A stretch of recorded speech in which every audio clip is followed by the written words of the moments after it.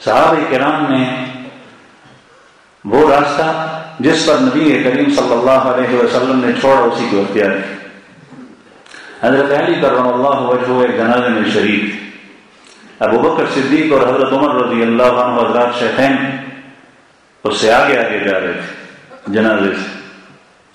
مختلف قسم کے لوگ ہوتے ہیں، کسی نے آ کر سوال کیا حضرت علی کرم اللہ وجہہ سے کہ جنازے کے آگے جانا چاہیے چلنا چاہیے یا جنازے کے پیچھے چلنا چاہیے، جنازے سے آگے چلنا چاہیے یا اس کے پیچھے چلنا چاہیے؟ حضرت علی کرم اللہ وجہہ نے جواب دیا کہ پیچھے چلنا بہتر ہے۔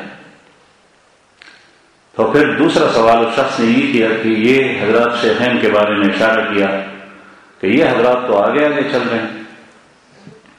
تو حضرت علی کرم اللہ وجہہ نے جواب دیا کہ ان حضرات کو یہ معلوم ہے کہ پیچھے چلنا افضل ہے، لیکن انہوں نے امت کی سہولت کی خاطر وہ آگے جا رہے ہیں تاکہ امت کے لیے مشکلات نہ ہوں۔ ایک چیز فرض نہیں ہے، واجب نہیں ہے، اور کبھی پیچھے جانے میں انتہائی مشکل پیش آتا ہے تو وہ اس لیے آگے چلے تاکہ امت کو سہولت ہو، آسانی۔ اب اس وقت وہ راستہ جس سے ان کو ڈسا جا رہا ہے وہ ہوشیار، اور انہوں نے فوراً اس کو بند کر دی تاکہ اس سائل کے ذہن میں، اس کے دل کے اندر ان حضرات کے بارے میں کوئی غلط اور منفی سوچ نہ پڑ جائے۔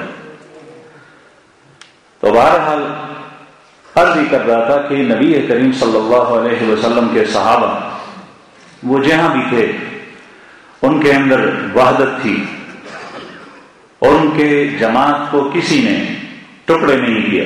وہ رسول اللہ صلی اللہ علیہ وسلم کی سنت اور آپ کی صحبت کے اندر جو کچھ سیکھ گئے تھے اسی کو اختیار کیا۔